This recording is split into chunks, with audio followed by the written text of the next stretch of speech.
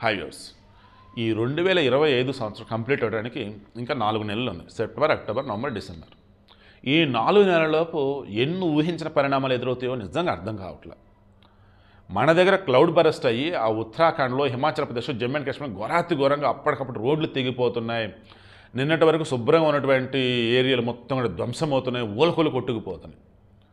ఇటువంటి కూడా ప్రపంచవ్యాప్తంగా చూస్తున్నప్పుడు భయంకరంగా అడవులు దహనం అయిపోతున్నాయి, సునామీలు వస్తున్నాయి, మొత్తం వరదలు వచ్చేస్తుంది, ఎక్కడెక్కడ కొట్టుకుపోతుంది. ఇప్పుడు ఆఫ్ఘనిస్తాన్, దానికి అసలు సముద్రమే లేదు, బోర్డర్ ఎక్కడ కూడా. ఈ ఆఫ్ఘనిస్తాన్కి వచ్చేసి ఇప్పుడు భూకంపాలు, జలాలాబాద్ అని చెప్పేసి పాకిస్తాన్ నియర్బై ఉంటుంది. ఆ ఏరియాలో నిన్న నైట్ వచ్చిన భూకంపం దాటికి నాకున్న సమాచారం మేరకు వందలాది మంది చనిపోయారని అంటున్నారు. ఇప్పుడు కేవలం ఒక 20 మంది మాత్రం గుర్తించారు. ఆఫ్ఘనిస్తాన్ ఎంత దారుణంగా భూకంపానికి గురైందంటే రాత్రి చాలా ప్రాంతాలు మొత్తం విధ్వంసమే, మొత్తం పేకమెడలో కూలిపోయాయి. ట్విస్ట్ ఏంటంటే ఆ ఎఫెక్ట్ ఢిల్లీలో కూడా పడింది, ఢిల్లీలో కూడా ప్రకంపనలు వచ్చింది. బట్ రిక్టర్ స్కేల్ మీద ఆఫ్ఘనిస్తాన్ వచ్చిందేమో 6.4, 6.5గా నమోదైతే ఢిల్లీలో వచ్చిందేమో 4. అప్పుడు ఏంటంటే లిటిల్ బిట్ కొంచెం ఆ వైబ్రేషన్, ఆ ఫీలింగ్ అనేది తెలిసింది.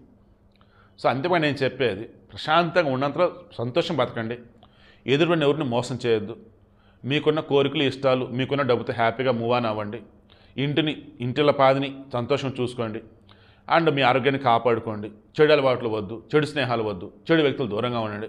అంతిమంగా నేను చెప్పేది ఉన్నదాంతో సంతోషం బతకండి. ఎప్పుడు ఏమైందో తెలియటం అలా అని చెప్పేసి భయపడితే బతకమని కాదు, ఉన్నదాంట్లో సంతోషంగా బతకండి, 10 మందిని చక్కగా సంతోషంగా ఉంచండి.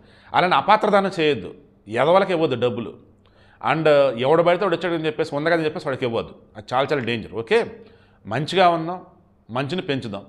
అండ్ ప్రపంచవ్యాప్తంగా జరుగుతున్న ఘోరాలు, దారుణాలు ఏవైతున్నాయో అవి చూసి భయపడతా మాత్రం వద్దు.